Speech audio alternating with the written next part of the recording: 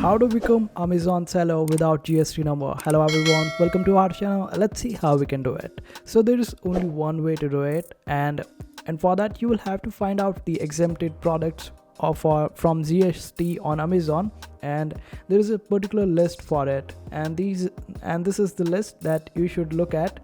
There's food items that you can sell without even requirement of GST, and this is the list. You can pause the video and check out this list.